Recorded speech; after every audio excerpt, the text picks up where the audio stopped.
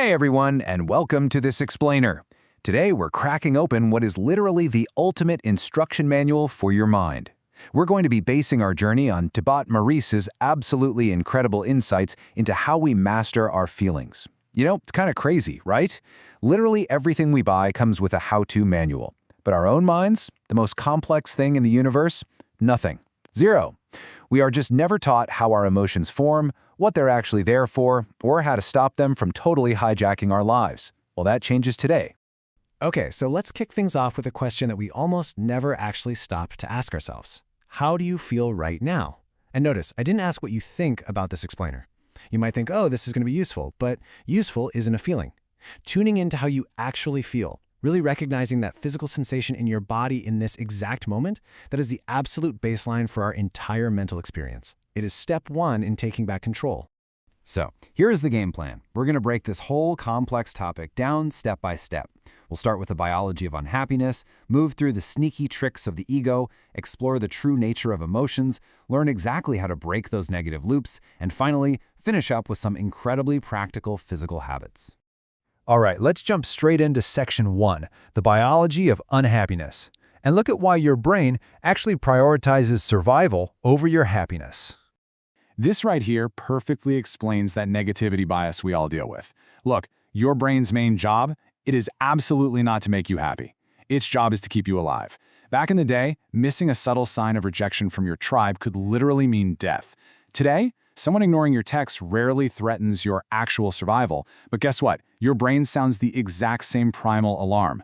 This is exactly why getting a single one-star review feels like this massive, gut-wrenching catastrophe, even if you have 50 glowing 5-star reviews sitting right next to it.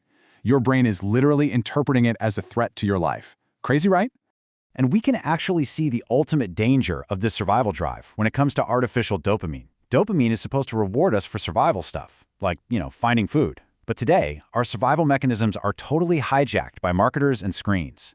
Get this. Back in 2005, a 28-year-old Korean man named Lee Sung-seop literally died of heart failure after playing video games for 58 hours straight. He had almost no food, no water, no sleep. His pleasure centers were being so artificially pumped up that his brain actually chose dopamine hits over basic physical survival.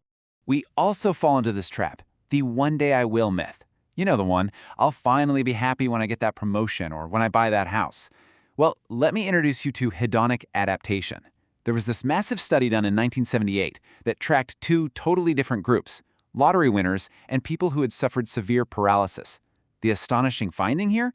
Just 1 year later, both groups had reverted exactly back to their original baseline level of happiness. Whatever happens to you, your mind just adapts and makes it the new normal. So if you're still out there thinking a new car or a massive paycheck is the secret to lasting joy, you have to look at researchers Sonia Lyubomirsky's data, because it tells a completely different story. A staggering 90% of your happiness is determined by your genetics and your internal factors. 90%. Only a tiny, totally measurable 10% comes from external things like your wealth, your status, or your relationship status. The takeaway here? Your attitude towards life dictates your happiness, absolutely not what happens to you. Moving right along, with the biology out of the way, let's peel back the curtain on section 2, the ego's false identity. This is the mind-created villain that's manufacturing so much of our daily suffering. Now, we usually throw the word ego around to mean pride, right? But it's so much deeper than that. The ego is simply an identity created by your mind. And because it's not actually real, it has this relentless, desperate need to survive by attaching itself to stuff in the physical world. It literally builds its identity out of your possessions, your physical body, your political beliefs, even your kids. Have you ever seen a parent just absolutely losing their mind screaming at a junior soccer game? Yeah, that's often the ego living vicariously through the child, basically treating the kid as a possession just to validate its own fragile identity. And to keep this whole illusion going, the ego plays some really sneaky tricks. It constantly compares itself to everyone else. It gossips, because putting other people down makes it feel, artificially superior. And here's a really funny one. Complaining. Be honest. Have you ever stubbed your toe on a table and actually gotten mad at the table? Maybe even insulted it? I know I have. Like, stupid table! That right there, that is your ego needing to be right. Complaining to assert its superiority over a literal piece of furniture. It's wild when you catch yourself doing it. The ego also constantly uses relationships to validate itself. But I just love this quote from Anthony DeMello because it beautifully dismantles that needy behavior. He tells us that loneliness is cured by understanding that we don't actually need people. Now that sounds a bit harsh, but think about it. Once you drop the ego's needy attachment, you can finally start enjoying people for who they actually are instead of just using them for what they can do to prop up your self-image. It's incredibly freeing. All right, now that we've exposed the ego for what it is, let's jump into Section 3, the true nature of emotions. Let's see how these actually function as signals to take action in the real world. We tend to really beat ourselves up for feeling sad or depressed, right? We think it makes us weak. But listen to this. Negative emotions are not inherently bad. Think about it this way. Imagine if you didn't feel physical pain. You'd never go to the doctor when you're sick, and you'd probably just get worse or even die. Well, negative emotions are exactly the same thing. Without them, you would never change a toxic environment, you'd never quit a terrible job, and you'd never let go of a story that's holding you back. They are literally a built-in wake-up call to get up and take action. But, and this is a big but, here is the catch. Emotions act as a powerful filter over your reality. We call this the filter effect. The author actually experienced these two totally opposite reactions just days apart. In case 1, he was feeling excited. He had sky-high confidence, totally open to new ideas. But in case 2, just a few days later, he was feeling mildly depressed. He felt like a total failure, zero motivation, procrastinating on everything. The absolutely fascinating part? His external conditions, his business, his bank account, his relationships, they hadn't changed one single bit. Literally, only his internal emotional filter had changed. So, that begs the big question. How on earth do we stop ourselves from spiraling down when that heavy, dark filter drops over our eyes? Let's check out Section 4, Breaking the Negative Loop, and figure out how to escape the magnet. You see, emotions are incredibly magnetic. They attract thoughts that are on the exact same wavelength. The author brings in Eckhart Tolle's concept here to explain this vicious circle, and it makes so much sense.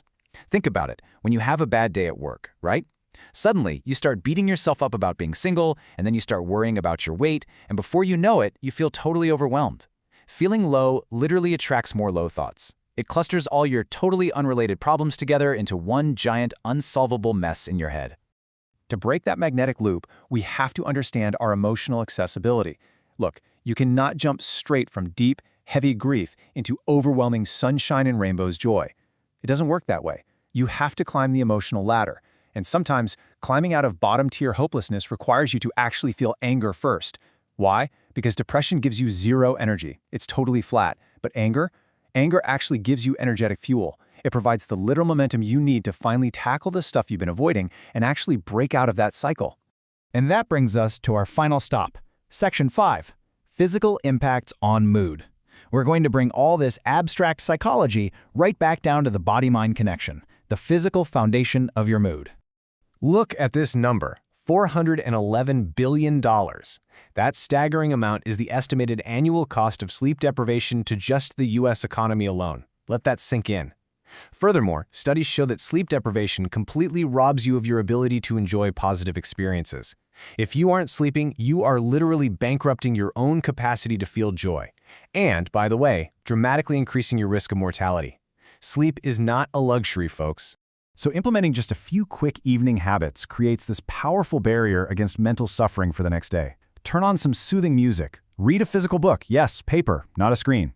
Stop drinking water about 2 hours before bed so you're not waking up to use the bathroom. And honestly, most importantly, build an evening ritual where you go to sleep at the exact same time every single night. Establishing this physical baseline gives your mind the actual biological resilience it needs to weather emotional storms. So, we've seen that our brains are hardwired with a negativity bias. Our egos are out here fabricating suffering out of thin air, and our emotions are really just temporary filters on reality. Ultimately, since so many of our everyday problems only exist as interpretations inside our own heads, the real question I have to leave you with today is this. Are you going to just remain a victim to that filter, or are you going to take the wheel and become the master of your mind? Thank you so much for joining me on this explainer, and I really hope you start using your emotions as the powerful tools for growth that they were always meant to be.